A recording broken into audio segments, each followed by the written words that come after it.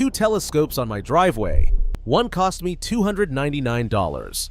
The other cost $2,999, and the guy who sold it swore I'd never want to look through anything else. Both are pointed at Saturn right now, low in the southeast, and for 30 straight nights I've kept score in a notebook, what I could actually see through each one. By the end of this video, you'll know exactly where the extra $2,700 goes, and how much of it ever reaches your eyeball. Some does, a lot doesn't. And the part that doesn't is the part nobody at the telescope store brings up. If you like tests where somebody uses the gear for a month instead of reading the box, subscribe. I run one of these every few weeks, and the cheap stuff keeps embarrassing me. Meet the contenders. In the cheap corner, an 8-inch Dobsonian, a used Jumel Z8 off Facebook Marketplace for $299. Big white tube on a plywood swivel base, about as high-tech as a Lazy Susan. The last owner even threw in two eyepieces. In the expensive corner, a 4-inch apochromatic refractor on a motorized go-to mount, call it $2,999 once you add the diagonal and a power supply. And I'll cop to the bias I carried into night 1. I figured the refractor would win everything. 10 times the price, 10 times the view, that's how money is supposed to work, right? 30 nights cured me. Here's the first number the store never leads with. The $299 scope has an 8-inch mirror. The $2,999 scope has a 4-inch lens. Light gathering scales with area, so the cheap scope collects 4 times as much light. 4 times. Point both at the Andromeda galaxy and it isn't a contest. Through the refractor, Andromeda is a faint gray smudge you could mistake for a thumbprint on the glass. Through the daub, there's a bright core, glow spilling past the edge of the field. And on my darkest night, a hint of the dust lane. Same story on the Hercules cluster. The refractor showed a fuzzy cotton ball. The daub cracked it into hundreds of pinpoint stars. So why doesn't the salesman open with aperture? Because aperture is cheap. A big mirror is the least profitable thing in the building, and he knows it. Then Jupiter cleared the trees around midnight and the expensive scope started earning. The refractor's view looked etched. Crisp limb, zero color fringing. Cloud belts with real texture instead of flat stripes. And the night the great red spot rotated into view, its edge came through clean. Now, physics says the bigger daub should resolve finer detail, and on a perfect night it does. But it needed 45 minutes to cool down and a collimation check first, and the view never had quite the same snap. Here's the honest part though. Swapping eyepieces back and forth, I could see the difference clearly.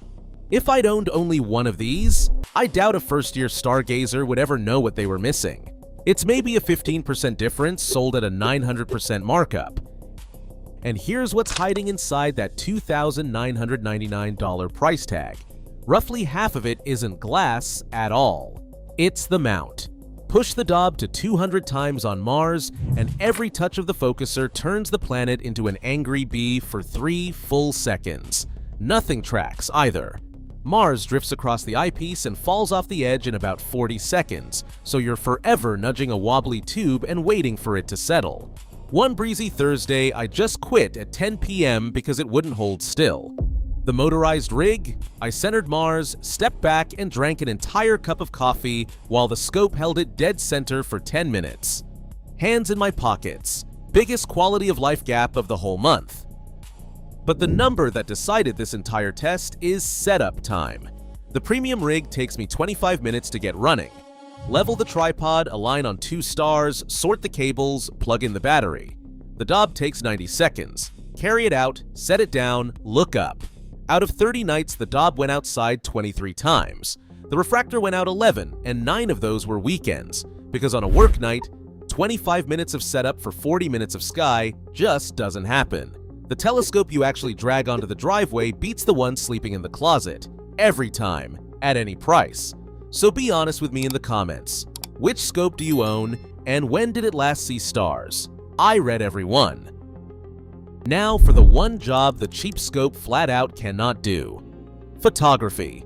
Hold your phone to the daub's eyepiece and you'll get a moonshot good enough for the family group chat. Craters along the Terminator sharp enough to count. That's the ceiling because long exposures need tracking, and a plywood Lazy Susan doesn't track. The refractor rig shot a 40-minute stack of the Orion Nebula that made my neighbor ask what website I stole it from. Pink wisps, blue haze, the works. But there's a warning buried in that. Astrophotography is a trapdoor. The $2,999 rig quietly picks up a $1,500 camera, then a guide scope, then filters, then software, and one day you look up and you're $8,000 deep, photographing the same nebula as everyone else. Beautiful hobby, expensive floor. Let's do the math nobody does at checkout. What these are worth in 3 years. The Dob will sell for about $250. I paid $299 used, so I'll have rented an 8-inch telescope for roughly $16 a year. Two things fail first on it. The focuser gets gritty and the red dot finder on mine dies or eats batteries. Call it $40 and a screwdriver. The premium side is stranger. Apochromatic glass holds value like a used Toyota. 3-year-old A+ often sell for close to 80% of retail. The mount is what bleeds. Motors and electronics age like laptops, and used listings for mine show barely half of retail. Good glass basically doesn't age at all. So, the verdict scored the only way that matters. What I actually saw per dollar over 30 nights. Galaxies and clusters. Dob, by a mile. Moon and planets? Refractor, by a nose I had to squint for. Comfort? Refractor. Nights actually used? Dob, 23 to 11. Resale? Call it a tie for opposite reasons. For visual observing for a beginner, the $299 Dobsonian wins outright, and it's not close. The $2,999 rig pays off for exactly one kind of owner. Someone who already knows they want photographs, has a permanent spot where the mount can stay set up, and genuinely enjoys the fiddly parts. If that's you, every dollar is justified. If you're not sure that's you, it isn't you yet. Which means the real answer isn't a brand, it's a sequence.